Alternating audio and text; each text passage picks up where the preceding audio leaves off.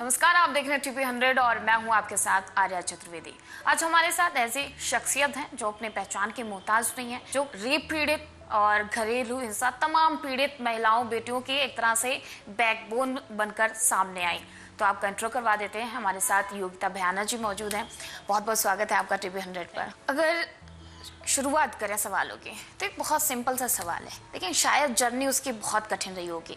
योगिता भयाना से तमाम पीड़ित लोगों की, जो पीड़ित महिलाएं हैं, बेटियां हैं, उनकी बैकबोन बनने तक का सफर कैसा रहा? देखिए, ये सफ़र तो अभी भी जारी है और सफ़र चलता रहेगा, क्योंकि मैं नहीं कह सकती कि मैं बैकबोन हूँ। हाँ, पर उनकी जो लड़ाई में उनके साथ हूँ और सफ़र तो चल रहा है और संघर्ष बहुत है इसमें, क्योंकि जब आप किसी महिला की जो पीड़ा है उसके साथ आप जुड़ जाते हैं, और हमारे साथ तो न जाने कितने अनेकों विक्टिम्स जुड़े हैं, तो वो पीड़ा कहीं ना कहीं आप में भी आती है और संघर्ष जो उनका है वो आपका संघर्ष हो जाता है। तो वो संघर्ष की जर्नी रही है और वो जारी है संघर्ष अभी तक। कहा जाता है कि महिलाओं की दुश्मन महिलाएं होती हैं, ऐसा कहते हैं बहुत से लोग। अगर कोई महिला एक दूसरे की बुराई करती है तो कहा नॉर्मल इजीली इंसान कह देते हैं कि एक महिला की दुश्मन महिला होती है। लेकिन जिस हिसाब से आपको देखा मैंने, तो आप जिस हिसाब से लोगों के लिए लड़ती हैं, महिलाओं के लिए लड़ती हैं, बेटियों के लिए लड़ती हैं, तो ये चीज़ कहीं ना कहीं गलत साबित होती हुई नजर आ रही। देखिए, मैं इस बात से डिसएग्री करती हूँ कि महिलाओं की दुश्मन महिला है। इसमें महिला पुरुष की बात नहीं है। जो भी एक अमानवीय जो एक इंसान का नेचर है, वो महिला और पुरुष दोनों का हो सकता है। तो इसमें ये कह देना कि महिला महिला की दुश्मन है या पुरुष महिला का दुश्मन है, वो गलत है। मुझे लगता है ओवरऑल ये एक मानवीय दृष्टि से देखने की ज़रूरत है इस चीज़ को, और ये जो मिथ है इसको भी तोड़ना ज़रूरी है। बट ये बात ज़रूरी है, दुश्मन तो मैं पता नहीं, मैं अग्री नहीं करती हूँ, बट दोस्त ज़्यादा अच्छी हो सकती है। इस बात का रीज़न ये है कि हम एक दूसरे की परेशानियों को समझते हैं, ज़्यादा अच्छे से हैं, क्योंकि बायोलॉजिकली जो महिलाएं गुजरती हैं, हार्मोनल चेंजेस या जो भी वो पीड़न सहती हैं, वो एक दूसरे को ही रिलेट कर पाती हैं। वो दूसरा जेंडर नहीं रिलेट कर पाएगा, बिकॉज जो पेन और जो अब्यूज़ या हरासमेंट महिलाओं के साथ होती है, उसको एक महिला ही समझ सकती है। एक दूसरे की पीड़ा को आसानी से समझ सकते, क्योंकि आप भी महिला हैं और हम भी महिला हैं, तो पता चलता है कि हाँ, जो आप फेस कर रहे हो रिलेट कर सकते हैं हम। लेकिन जब आप एक लोगों के लिए, समाज के लिए काम करने आए, तो वो पहला टाइम क्या ऐसा इंसिडेंट हुआ आपके लाइफ में कि आपने सोचा नहीं, अब हम पीड़ितों के लिए काम करेंगे? देखिए, पीड़ित तो मैं कैसे बोलूँ, मतलब मैं ये नहीं सोचा था कि पीड़ितों के लिए काम करना। हाँ, ज़रूरी ये था कि जो अन्याय हो रहा है किसी के साथ, उसके खिलाफ हमें आवाज़ उठानी है। और अनफॉर्चुनेटली महिलाएं इस चीज़ का शिकार ज़्यादा होती हैं। तो मैंने ये सोच के नहीं किया था कि मैं महिलाओं के लिए काम करूँगी, पर क्योंकि अन्याय ज़्यादा महिलाओं के साथ होता है, क्योंकि शोषण महिलाओं का ज़्यादा होता है, क्योंकि उन्हीं के साथ बलात्कार जैसी घटनाओं का शिकार वो ज़्यादा होती हैं, तो फिर इसीलिए वो अपने आप शिफ्ट महिलाओं की तरफ हुआ, क्योंकि आधी आबादी सबसे ज़्यादा असुरक्षित है। बहुत ज़्यादा तो हमें आपके बारे में नहीं पता, लेकिन जितना हमने आपके बारे में पता करने की कोशिश की, तब ये भी पता चला कि आपके सामने किसी का एक्सीडेंट हुआ था, वो मंजर आप बर्दाश्त नहीं कर पाए। तो शायद उसके बाद आपने ये सोचा कि नहीं, कि आज से हम भी लोगों की मदद करेंगे। जी बिल्कुल, जैसा कि मैंने बोला, कुछ भी ऐसी घटना आपके सामने घटती है, चाहे वो पशु से रिलेटेड भी क्यों ना हो, मुझे लगता है, मुझे क्या, काफ़ी सारे संवेदनशील लोग हैं जिनसे ये देखा नहीं जाता और वो कुछ करना चाहते हैं। और मैंने उस चीज़ को बीड़ा उठाया और मैंने उस इंसान को जब हॉस्पिटल लेके गई, उनका इलाज कराया, जब वो नहीं रहे, उसके बाद मुझे लगा यहाँ पर हॉस्पिटल्स में इंफ्रास्ट्रक्चर की कमी के कारण उनकी डेथ हुई। तो मुझे लगा बहुत काम करने की ज़रूरत है इस देश में, और एक नहीं, बहुत सारे मुद्दे हैं जो एक दूसरे से जुड़े हैं। सबसे बड़ा मुद्दा तो गरीबी का है, और हमारे इंफ्रास्ट्रक्चर में जो प्रॉब्लम्स हैं, जो सिस्टम में खामियां हैं, उसकी वजह से जो लोग मरते हैं।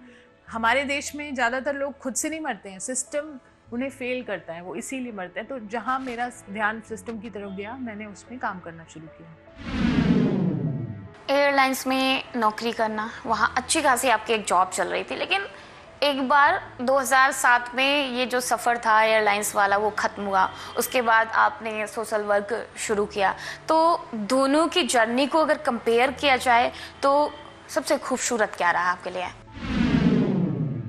डेफिनेटली जो आपके अंदर की इच्छा होती है वो भी एक खूबसूरत एक्सपीरियंस था। पूरी दुनिया घूमने को मिली, बहुत सारे लोगों से बातचीत करके सीखने का बहुत कुछ हुआ, और सबसे बड़ी बात है आपको सैलरी मिलती जो कि आप सेव कर पाए, और जिसकी वजह से मैं आज जो भी कर पाई, उस सेविंग्स की वजह से मैंने अपना सोशल वर्क शुरू किया। तो मैं उस चीज़ को बुरा नहीं बोलूँगी, बट वो बहुत अच्छा एक्सपीरियंस था। जो मन की बात है, जो आपके मन में चलती है, जो आप करना चाहते थे शुरू से, वो ये है। तो ऑफ कोर्स जो आपकी मन की ज़्यादा आप अच्छा लगता है जब आप मन की कर पाते हैं, तो वो मैं अब कर पा रही हूँ। और वो भी मैं उसको एक ऐसी जर्नी जो जिसने मुझे सपोर्ट किया इस जर्नी को जीने में, तो वो भी बहुत अच्छा। स्कूल टाइम, कॉलेज टाइम में हर एक छात्र छात्राएं सपने देखते हैं आगे बढ़ने के, जॉब करने के, सेटल होने के। तो आप अपनी सपनों को दरकिनार किया, या फिर आपका सपना ही था कि उन लोगों की आवाज़ बनेंगे जो शायद इस समाज के में दब जाते हैं? कई लोग ऐसे हैं जो नहीं निकल पाते आगे, अपनी बात को नहीं कह पाते हैं, नहीं वहाँ तक पहुँच पाते जहाँ शायद आप उन्हें पहुँचा रही हैं। जी बिल्कुल, आपने जैसा बोला कि मैंने कोई सपने नहीं मारे, क्योंकि मेरा सपना ही यही है कि कुछ रिफॉर्म्स हों, कुछ चीज़ें बदलें, कुछ अच्छा हो जाए हमारे देश में, और जो महिलाएं असुरक्षित हैं, सुरक्षा का माहौल हो, निर्भया जैसे केसेस ना हो। तो ये सब मेरे अंदर चलता है, और मुझे लगता है कि ये मैं करना चाहती हूँ, कि मुझे इसके लिए कोई सेक्रीफाइस नहीं करना पड़ रहा। मुझे अंदर से इच्छा होती है ये सब करने की, तो मैं करती हूँ। तो ये मुझे लगता है हर एक को कोई ना कोई कॉज चूज़ करना चाहिए, और हर एक को कोई ना कुछ चीज़ें बॉदर करती हैं हर एक इंसान को, उसके अंदर कॉलिंग होती है। पर ना हमारे आसपास जो हमारा एक वातावरण है, या पैसा कमाने की जो ज़रूरत है, होड़ भी है, ज़रूरत भी है, और अपने आप में अपने परिवार में ही सिमट के रह जाते हैं। बहुत सारे लोग कुछ करना हर कोई चाहता है, बट वो नहीं निकल पाते उससे। तो मैं उनके लिए भी आपके चैनल के ज़रिए बोलना चाहूँगी कि आप अपनी जो ये आपके अंदर एक जोश है, जो कुछ करना है, कुछ बदलना है, उसको मत मारिए, और उसको कम समय दीजिए, ज़्यादा समय दीजिए, जैसे भी करके अपना कुछ कंट्रीब्यूट कीजिए। जब आप पहली बार किसी रेप पीड़िता के लिए लड़ी थी, और एक पहला एक्सपीरियंस कि आपने जॉब छोड़ी, उसके बाद सोशल वर्क शुरू किया, तो आपको ये महसूस हुआ कि ये जर्नी इतनी आसान नहीं होगी, बहुत कठिन होगी, आगे कई सारी कठिनाइयाँ आने वाली हैं? क्या ये कभी माइंड में आया कि इतना आसान नहीं है, योगिता जॉब तो छोड़ दिया है, आगे क्या होगा, कौन सपोर्ट करेगा, कौन नहीं करेगा, कैसे कर पाएंगे? तो ये कभी ये सारी चीज़ें माइंड में? बहुत स्वाभाविक है ये सारी चीज़ें माइंड में आना। पहले इनफैक्ट उल्टा था कि मुझे लगता था मैं बहुत आसानी से ये सब करूँगी, क्योंकि मेरे अंदर का जोश है ये, और मैं कर पाऊँगी चीज़ें। बट धीरे धीरे जब हमारी व्यवस्था को देखा, हमने सिस्टम को देखा, कानूनी प्रक्रिया को देखा, पॉलिटिशियंस को देखा, इनके वादों को देखा, तो निर्भया के बाद इतनी बड़ी बड़ी बातें हुई, उनको देखा, जब दिल टूटा तो बहुत ज़्यादा दिल टूटा। नकारात्मक भी आती है, नेगेटिविटी भी आती है, बट और ऑफ कोर्स जैसा कि पैसे कहाँ से आएंगे, कैसे चलेगा, ये सब है, ये प्रैक्टिकल इशू है, बट इससे मुझे कुछ रोक नहीं पाया। बट ये सारे एक प्रैक्टिकल इश्यूज़ हैं जिसको हम जैसे जैसे होता है कोशिश करते हैं एड्रेस करने की, और साथ में मैंने बोला संघर्ष है, और उसको ऐसे संघर्ष की तरह लेके चलते हैं। जुबनैल जो केसेस थे उसके लिए आपने एक बड़ा कड़ा संघर्ष किया, कि प्रदर्शन भी किए गए आपकी तरफ से, उसके बाद एक विधेयक भी पारित हुआ, कानून भी बना जो 18 साल की एज को कम करके 16 साल भी किया गया, लेकिन कुछ खास फर्क नहीं पड़ा, अभी भी मामले बढ़ रहे हैं। तो आपको नहीं लगता कि कहीं ना कहीं कमी है, सिस्टम में कमी है? कानून बनने के बाद भी जो चेंजेस होने चाहिए थे शायद वो नहीं हो पाए अभी। देखिए, कानून बहुत अच्छे बने हैं, आफ्टर निर्भया और भी बने, और अभी लगातार बनते जा रहे हैं। जुवेनाइल जो प्रोटेस्ट हमने किया, जिसके बाद जुवेनाइल लॉ बदला, पर अभी तक केसेस कम इसलिए नहीं हुआ कि इम्प्लीमेंटेशन बहुत पुअर है। जो उसको जो ज़मीन पर उतर कर उसका इम्पैक्ट दिखना चाहिए वो नहीं दिखता है, क्योंकि उसका मैसेज नहीं जा पाता है क्रिमिनल्स को, या जो जिस तबके को जाना चाहिए। तो मुझे लगता है कहीं ना कहीं इम्प्लीमेंटेशन को दुरुस्त करने की ज़रूरत है। वहाँ पर ग्रे एरियाज़ हैं, उनको कवर नहीं किया गया, और जो हमें इंफ्रास्ट्रक्चर चाहिए, सपोर्ट चाहिए, वो सब अभी मिसिंग है। बहुत लंबी लड़ाई है, और इसमें जो कदम उठाने चाहिए थे वो दौड़ के उठाने चाहिए थे, वहाँ बच्चों के कदम उठाए जा रहे हैं, वो भी बहुत धीरे धीरे। खासकर अपने अगर भारत की बात की जाए, किसी एक राज्य की बात नहीं है, अलग अलग राज्यों में ये रेप के मामले अक्सर होते रहते हैं। बच्चियों से लेके एक होता ना एक एज जिस एज में हम आप हैं तो रेप होते हैं। लोग कमेंट्स करते हैं कि इसने कपड़े ऐसे पहन रखे थे, विचलित हो गया सामने वाले शख्स का मन। क्या लगता है आपको कि अगर विचलित होना था तो 6 महीने के बच्चे के साथ भी रेप हो रहा है, 4 साल के बच्चे के साथ रेप हो रहा है, तो इसके पीछे की मानसिकता क्या है? आखिरकार इसके पीछे का रीज़न क्या है? खासकर अपने अगर भारत की बात की जाए, किसी एक राज्य की बात नहीं है, अलग अलग राज्यों में ये रेप के मामले अक्सर होते रहते हैं। बच्चियों से लेके एक होता ना एक एज, जिस एज में हम आप हैं तो रेप होते हैं। लोग कमेंट्स करते हैं कि इसने कपड़े ऐसे पहन रखे थे, विचलित हो गया सामने वाले शख्स का मन। क्या लगता है आपको कि अगर विचलित होना था तो 6 महीने के बच्चे के साथ भी रेप हो रहा है, 4 साल के बच्चे के साथ रेप हो रहा है, तो इसके पीछे की मानसिकता क्या है? आखिरकार इसके पीछे का रीज़न क्या है? आपने खुद ही अपने सवाल में जवाब दिया कि मानसिकता ही ऐसी है, उनकी सोच ही ऐसी है। कपड़ों से कोई इसका लेना देना नहीं है। मुझे लगता है कि सिर्फ और सिर्फ अपब्रिंगिंग कैसी हुई, उनकी परवरिश कैसे हुई, वो जो दोस्ती यारी में बैठे तो उन्होंने क्या सीखा, घर से क्या सीखा, स्कूल से क्या सीखा। हमारे कहने के लिए तो हमारे यहाँ एजुकेशन सिस्टम में, एजुकेशन में सिखाया क्या जाता है, वो हमने उसका अंदर का वो रूपरेखा नहीं देखा। तो जब तक एक इंसान अच्छा बनाने के लिए मुहिम नहीं चलती है, मुझे लगता है ये सारी चीज़ें होती रहेंगी। और जेंडर इक्वालिटी, जो महिलाओं को महिलाओं की तरह एक इक्वल जेंडर, मतलब एक समान देखने की जो नज़र है, वो नहीं आएगी इस देश में, तब तक ये बलात्कार जैसी घटनाएं होती रहेंगी। और उसके एवज में जो एक्सक्यूज़ेस वो देते हैं, 1 महीने की बच्ची ने क्या पहना हो सकता है, तो ये तो सिर्फ अपनी एक्चुअल नपुंसकता को छुपाने का उनका एक कहने का एक वो है। मुझे नहीं लगता इस चीज़ के लिए कोई भी एक्सक्यूज़ दिया जाए या कोई भी बहाना दिया जाए या कोई भी कारण दिया जाए, वो मायने रखता है। वो बेमानी है और वो बकवास है। हर राज्यों में रेप हो रहे हैं, चाहे फिर उत्तर प्रदेश हो, राजस्थान हो, बिहार हो, अलग अलग राज्यों में मामले बढ़ते जा रहे हैं। लेकिन जो पार्टियां हैं वो सिर्फ ये कह के टाल देती हैं कि यहाँ तो आपकी सरकार है, आप अपनी सरकार में देखिए क्या हो रहा है, आपके राज्य में क्या हो रहा है। तो ये आरोप प्रत्यारोप का दौर तो जारी रहता है, लेकिन जो महिलाओं के लिए काम करना चाहिए, जो बेटियों के लिए एक्चुअल में काम करना चाहिए, वो नहीं हो पा रहा। क्या लगता है कि कहाँ कमी रह जाए? सर, सिर्फ जो गवर्नमेंट से वो राजनीति करने में आगे है और महिलाओं का नाम यूज़ करके सिर्फ वोट बैंक की एक तरह से राजनीति की जा रही है। देखिए, बड़ा दुर्भाग्य है, सबसे बड़ा दुर्भाग्य है कि बच्चियों के बलात्कार के ऊपर, बच्चियों की सुरक्षा के ऊपर जो राजनीति होती है, सबसे घटिया राजनीति है। मुझे लगता है इससे घटिया राजनीति नहीं हो सकती। हमारे देश में यही होता है कि हर स्टेट में अलग अलग सरकारें हैं और वो सबसे जब भी कोई घटना ऐसी होती है और वो एक दूसरे पे दोष प्रत्यारोप करते हैं, तो मुझे लगता है कि ये सबसे घिनौना कृत्य वो खुद करते हैं। और जब तक ये राजनीति से ऊपर उठ के एक दूसरे के साथ बैठकर इस बात का समाधान नहीं निकालते कि हमारी देश की बेटियां और बच्चियां सुरक्षित कैसे हों, ये सब चलता रहेगा। इसीलिए मुझे पर्सनली बहुत चिढ़ है ऐसे पॉलिटिशियन से जो बलात्कार के ऊपर राजनीति करते हैं। पर ये एक फाउंडेशन आपका, इसको लाने की क्या ज़रूरत है? मतलब क्या महसूस हुआ कि नहीं एक फाउंडेशन बनाया जाए, उसमें टीम लाई जाए ताकि लोगों को अवेयर किया जाए? क्या पीछे की वजह क्या रही आखिरकार? देखिए, people against rapes in India परी एक मुहिम है जो हमने निर्भया आंदोलन के बाद बनाई, क्योंकि हमें लगा कि रोज़ निर्भया होती हैं इस देश में। अभी उत्तराखंड की बेटी किरण नेगी के लिए हमने कितना हमने लड़ाई की, संघर्ष किया, उसके बाद भी सारे आरोपी बाइज्जत बरी हो गए, उनकी फांसी की सजाएं माफ़ हो गई, क्योंकि कुछ सबूत, बाकी जो मिले वो नहीं, जो कुछ सबूत नहीं मिले उसके आधार पर उन्हें बाइज्जत बरी कर दिया गया। और वो आज खुले घूम रहे हैं, हमें उनकी शक्ल भी नहीं पता, हो सकता है वो हमारे आसपास हो। तो आप देखिए हमारा सिस्टम में कितने इश्यूज़ हैं, उसको एड्रेस करने के लिए हमने परी संस्था का गठन किया। परी 2 काम करती हैं, मेनली विक्टिम्स को सपोर्ट करते हैं उनकी न्याय की लड़ाई में, और दूसरा हम जो प्रिवेंशन है, एडवोकेसी है, सरकारों से भिड़ना या उनसे प्यार से भी पूछना या कानून बदलवाना या ये सब काम प्रिवेंशन पे। और दूसरा समाज के साथ हमारा ये काम है उनकी मानसिकता बदलवाना, जैसे जेंडर के ऊपर बात करना। हम कॉलेजेस में जाते हैं, स्कूल्स में जाते हैं, नुक्कड़ पे जाते हैं, पंचायत पे जाते हैं, हम लोग बात करते हैं इसके ऊपर कि मानसिकता कैसे बदले। और आपको जान के हैरानी होगी, हमारे 2 लाख के ऊपर जो हमारे साथ लोग जुड़े हैं उसमें ज़्यादातर पुरुष हैं। तो ये अपने आप में बहुत बड़ा एक बदलाव है, और जितना हम मिल के काम करेंगे इस इशू पे, उतनी जल्दी हम इससे निजात पाएंगे। किरण नेगी की अभी आपने बात की, बोला कि उनके जो आरोपी हैं उनको बरी कर दिया गया क्योंकि कुछ सबूत की कमी थी।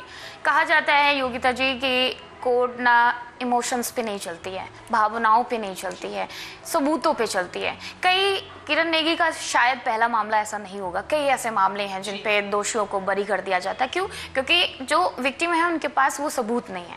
क्या फील होता है कि किसी के साथ इतना बुरा हुआ है और उसके दोषियों को बरी कर दिया गया सिर्फ कुछ सबूत ना मिलने पर? देखिए, वो सबूत क्यों नहीं मिले, आप उसका भी देखिए, ये बहुत दुख की बात है। और ये केस तो हमारे नॉलेज में आते हैं, बाकी न जाने गाँव तबकों में बहुत सारे लोग सफ़र करें। इसीलिए हमें ज़्यादा से ज़्यादा वॉलंटियर्स की ज़रूरत है। आपके चैनल के थ्रू मैं इनवाइट करूँगी, people against rapes in India का हेल्पलाइन नंबर है, वेबसाइट पे जाइए, वहाँ पर सारी डिटेल, आप हमसे जुड़िए, ताकि जितने ज़्यादा लोग जुड़ेंगे हम उतने ज़्यादा लोगों की मदद कर पाएंगे। जो ये सबूत के अभाव हैं वो क्यों हैं? क्योंकि इस केस में पर्टिकुलरली अगर बोला जाए तो पुलिस ने 24 घंटे तो सैंपल अपने पुलिस स्टेशन में ही रखे, तो कोर्ट ने माना ही नहीं कि वो सैंपल में खराबी आ गई। फिर वो पुलिस ने गाड़ी खुली छोड़ दी तो उन्हें लगा कि टेम्परिंग हो गई। तो ये गलतियां जहाँ पे ह्यूमन एरर की वजह से हुई हैं, उसमें विक्टिम कौन हुआ इसमें? किरण का परिवार। तो कहने का मतलब ये है कि ये ट्रेनिंग्स नहीं मिली उनको, पुलिस वालों को, और हॉस्पिटल नहीं था जहाँ पोस्टमार्टम या वो जो डीएनए सैंपल कलेक्ट किए उनकी जांच इमीडिएट हो जाए, उसकी रिपोर्ट जल्दी आ जाए, विस्टा रिपोर्ट। सो ये सारी चीज़ें जो हुई हैं ना, ये इसमें कहीं ना कहीं सिस्टम में जो इश्यूज हैं वो खराब थे, जिसकी वजह से इनको इंसाफ नहीं मिला। तो सिस्टम ने फेल किया है किरण को पूरी तरह से। चलिए, सरकार की तरफ से एक स्लोगन लाया गया, बेटी बचाओ बेटी पढ़ाओ। क्या लगता है कितना इम्पैक्ट पड़ा इसका देश पर, या फिर ये एक सिर्फ स्लोगन बनकर रह गया? सिस्टम में सुधार कैसे लाया जाए, कैसे देश की छोटे छोटे मासूम बच्चियों को जो रेप जैसे तमाम मामलों से एक तरह से अब जिन्हें पता ही नहीं होता है कि उनके साथ हो क्या रहा है, तो कैसे बचाया जाए उन बेटियों को जिनके लिए एक तरह से कहते हैं कि देवी होते हैं, उन देवियों को इन लोगों से, इन हैवानों से आखिरकार कैसे बचाया जाए? इसके एक रोड मैप अगर आप बताना चाहें सरकार के को और लोगों को कि ये चीज़ करिए और इससे सुधार होगा। बेटी को बचाओ बेटी को पढ़ाओ स्लोगन अच्छा है, पर बेटे को समझाओ और बेटे को ही बताओ, तो मुझे लगता है चीज़ें बदलेंगी। हैवान किसी न किसी घर से आते हैं, किसी न किसी माँ की कोख से पैदा हुए और उसी के घर में पले हैं। अगर उसकी माँ ही उसको समझाती या टीचर समझाता या फिर उसको ये डर होता कानून में अगर मैं ऐसा कुछ करूँगा तो वो अपने आप ही सुधार आ जाता। पर अनफॉर्चुनेटली वो सारी चीज़ें हम कहने को तो बहुत संस्कारी सोसाइटी है, बट फैक्ट कुछ और है। और चाहे हम दुर्गा पूजा कितनी भी कर लें, वो सब बेमानी है। जब तक आप घर के बेटे को समझाना नहीं लगोगे, बेटी को कैसे बोलोगे कि अपने आप को बचाओ? कितने सेल्फ डिफेंस काम आएगी? 1 महीने की बच्ची को आप सेल्फ डिफेंस नहीं सिखा सकते हो, ठीक है? ना ही एक लड़की को अगर 6 लड़कों ने घेर लिया तो वो सेल्फ डिफेंस किसी काम का है।